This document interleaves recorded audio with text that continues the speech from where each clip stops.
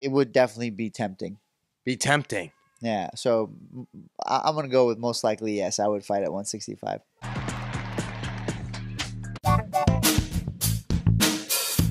This is the Schmo with the pro. He's the number 6 ranked UFC lightweight. He's Beneil Dariush in the flesh, inside your home, Anaheim, California. You just fed the Schmo a steak. Medium rare, or was it blue? How we doing? Mine was blue. Yours was probably medium-ish. I don't know. My mother-in-law did the steak. She knows I like my steak kicking still, so a little different. There was blood. It was definitely medium rare. It wasn't schmedium. Oh, sure, bro. Yeah, you're good. You're tough. Do we approve? Yeah. We get the approval? Yeah. I mean, honestly, I don't think most people should eat their steak like that. But one of my camps, I don't remember which one. I was eating I would eat a lot of steak for the camp, but I was eating a medium. And then one day I just was lazy and I didn't cook it enough because I was so hungry, and it was is blue basically, and I was too tired to cook it again. So I just started eating it, and once I got past the chewiness of it, I was like, this actually tastes amazing. So that's how I ended up eating my steaks blue now. Kind of hard for the Schmo to get past the chewiness part, though. I noticed. Yeah. Yeah. The beard's looking good. You're growing this thing out.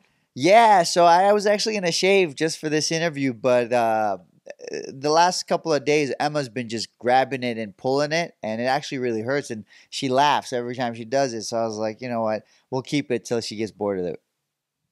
All right. Looks good on you, though. Thank you. We'll talk to the Schmo for a second. It's always great catching up with you and talking some fights. Let's talk about something the Schmo's been pushing for about 5 years now, a 165-pound weight division. There's some noise behind this thing. And a lot of the people want to see it. And when I say people, I mean the Schmo. What do you think? What the is that?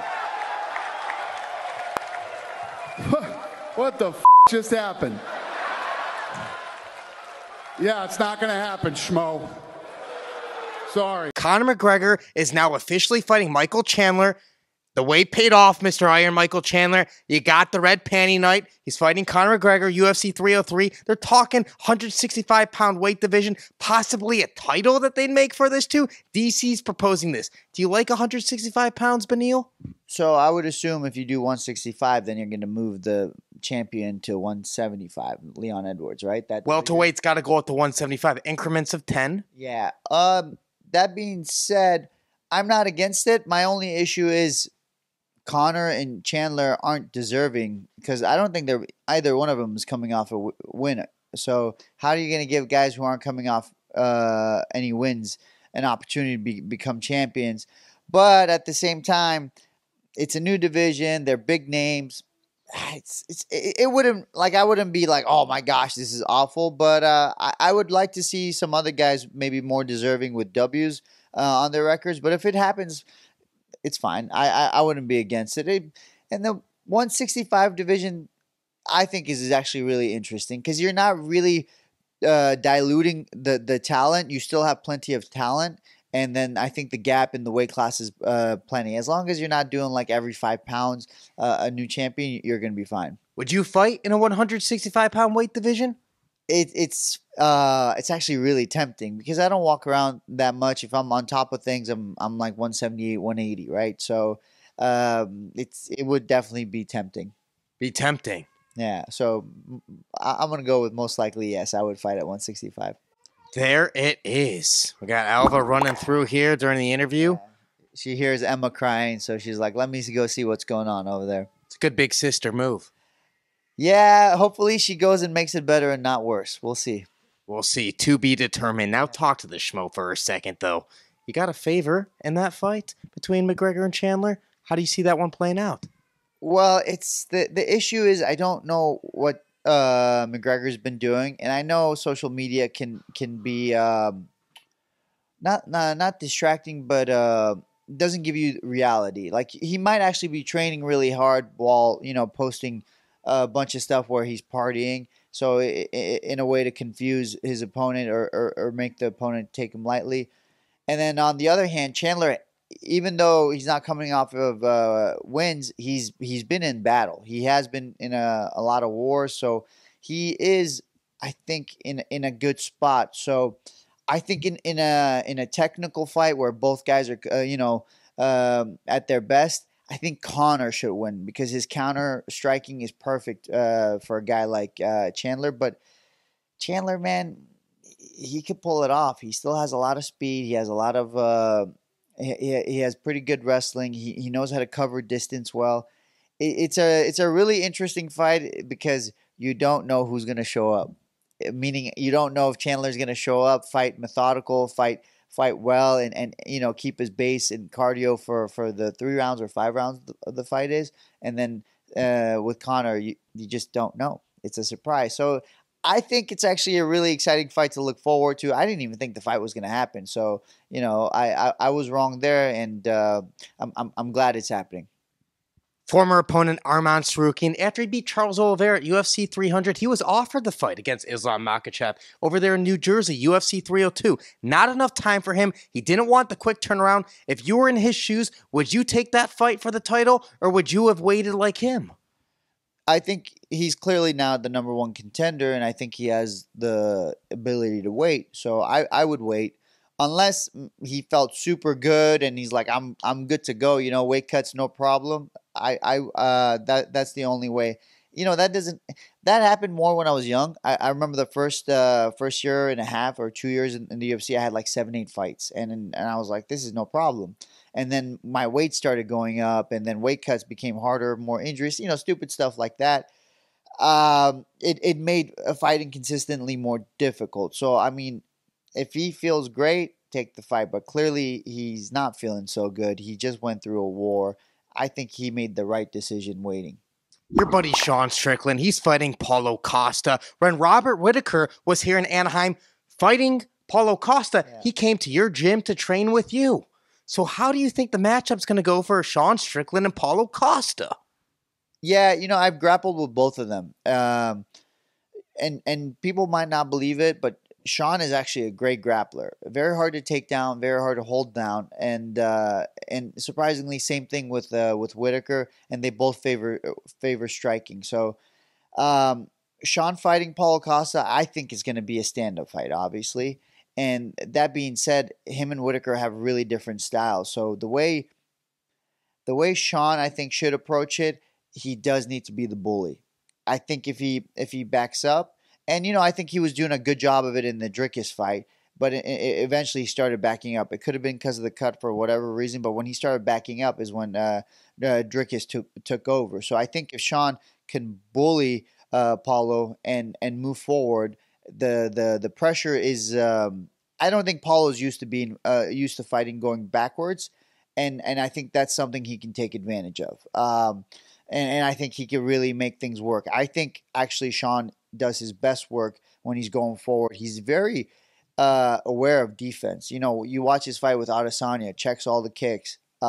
He has his hands in the right place, and as he covers distance, he's defensively sound, and then he's able to pick his shots because of that. I think he needs to do the same thing with Paulo Costa. Well, Robert Whittaker, he's fighting Khamzat Chimaev.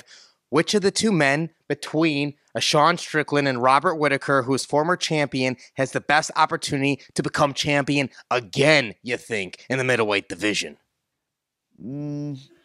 I think their chances are similar, very similar. Obviously, I think if Whittaker beats Khamzat, he's going to get the title shot. Or if actually Khamzat wins too, he'll probably get the title shot. I think that's the number 1 contender fight. So I think the winner of that fight is more likely to fight for the title. Which one's more likely to become a champion again? That's a hard question because you have to look at who the UFC wants. You have to look at who beat who's making the most noise, things like that. So all these things matter. But I think the Whittaker and Khamzat fight is the number 1 contender fight right now. Do you think the winner of that fight will become the champion? And how do you see that fight playing out? I mean, if Whittaker wins and then he ends up fighting Duplessis or Adesanya, I mean, he's basically lost to both guys. It's an uphill fight. But I mean, Whittaker, in my opinion, he's definitely one of those guys who rises to the occasion, and I think he can definitely pull it off. I mean, his last fight with Adesanya was so close. I think if he had a little bit more confidence, coming off of a knockout from Adesanya, if he was a little bit more confident in his abilities, I think the fight would have been really different. But he still did a great job. Hamzat. So here's the thing about Hamzat. His first round, he seems unstoppable. It's just what happens after the first round. So if he, it just depends on that first round with Hamzat. What's next for you, Beneil? You got guys in your division like Money Moicano. He wants to fight all the guys. The Schmo's heard him say your name out there. Who do you think you're going to be dancing with when you return maybe later this summer? Yeah, I really like Moicano. I really like the way he speaks. I really like, the way he carries himself right now. Very cool dude. Great promos. Great promos as well. I don't know if anyone can do it better than him. That being said, when I come back, I don't really care who they give me. I've always wanted to fight guys, that are the best. That's kind of been my whole career is chasing the best guys in the world. That being said, when I come back, if the UFC says Moicano, I'll be like, great. If they say Dan Hooker, great. If they give me someone top 5, great. Like, I'm not complaining. Whoever they give me, I'll take it. But it mostly just depends on when I can come back. Currently, I get to start sparring with the small gloves next month, and that's kind of light sparring, and then we'll work from there. Right now, I feel really good, so I'm excited for next month, and then I can really start to set my schedule and know when I can come back. Who's been the toughest challenge you faced inside the octagon so far, would you say? Obviously, I didn't really get a chance to test Arman out, or actually Charles. Charles had some interesting things. He was really not tricky and experienced, but I didn't really get to spend too much time with them. Gamrot was, how do I put it? He would just not go away. He has this spirit, this he's immovable, abdominal spirit, just that keeps coming. That was the thing about Gamrot. I think the most tricky guy I fought was Rashid Magomedov, and this was in altitude. He was dying, like so tired, but he just kept finding little tricks here and there to stay competitive in the fight. Can we get a final message for all the Beneil Dariush fans out there worldwide? Taking the comeback seriously. I've been down before in this same situation, and came back, and I'm hoping basically to do the same thing. Obviously, I leave it in the hands of God, but that's the game plan is to make the same comeback as last time. There it is. Always positive, always in the spirit, always game. He's the pro. I'm the schmo. You're going down to Monopoly now. Okay, we'll see. Monopoly, I'm currently the season leader, so I don't think so. All right, game on. We're out.